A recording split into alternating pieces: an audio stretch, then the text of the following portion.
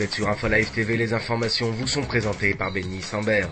De nouvelles enquêtes contre le Premier ministre Ehud Olmert, le conseiller juridique du gouvernement Meni Mazouz a en effet décidé dimanche soir d'ouvrir 2 enquêtes supplémentaires pour trafic d'influence et diverses irrégularités commises par Ehud Olmert à l'époque où il faisait fonction de ministre du Commerce, de l'Industrie et de l'Emploi.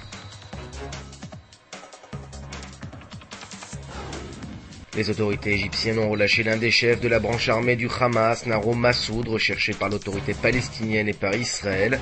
Cette libération anticipée aurait dû servir dans le cadre d'un échange, selon le Jérusalem Post, en vue de la libération de Gilad Shalit, toujours détenu dans la bande de Gaza depuis le mois de juin 2006.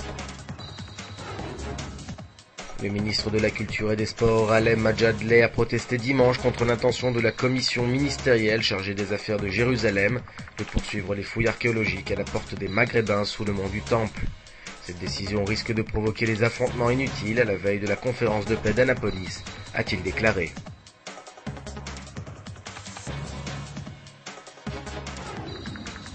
Et puis le Japon a demandé aux États-Unis et à Israël de pouvoir participer à la prochaine conférence pour la paix à Annapolis. Selon des sources du ministère israélien des Affaires étrangères, Israël ne s'opposerait pas à cette participation. Enfin, avant de refermer cette édition, l'autorité palestinienne a décidé de procéder à un recensement de sa population, le premier depuis 10 ans. Le recensement débutera en décembre, les conclusions sont attendues pour le mois de février. Ces dernières serviront de données dans le cadre de négociations avec Israël, a-t-on précisé à Ramallah. Votre programme sur InfoLive TV, c'est un reportage exclusif sur la construction du 3e temple. Et puis retrouvez un point complet sur la nouvelle visite de Condoleezza Rice en Israël. Merci de nous avoir suivis, la suite en information sur InfoLive TV.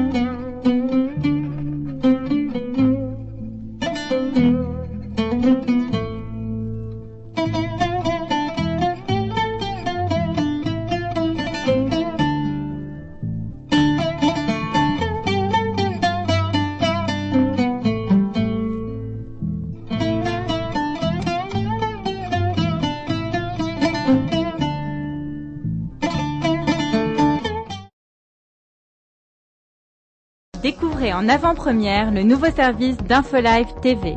Recevez gratuitement chaque jour, en vidéo, les informations d'Israël et du Proche-Orient sur votre mobile. Pour vous abonner, entrez sur notre site www.infolive.tv et cliquez sur la bannière Service téléphone mobile. Aujourd'hui, le monde entier parle d'Israël. Mais qui parle d'Israël au monde entier, en temps réel, en 4 langues et en direct de Jérusalem? InfoLive.tv, la première chaîne de télévision internationale israélienne. 24 heures sur 24, 7 jours sur 7, suivez de l'intérieur l'actualité d'Israël et du Moyen-Orient. Des reportages, des interviews, un grand journal et des flash infos en images dès que l'actualité l'exige. InfoLive.tv, votre regard direct et vrai sur l'actualité d'Israël. Retrouvez InfoLive sur internet www.infolive.tv.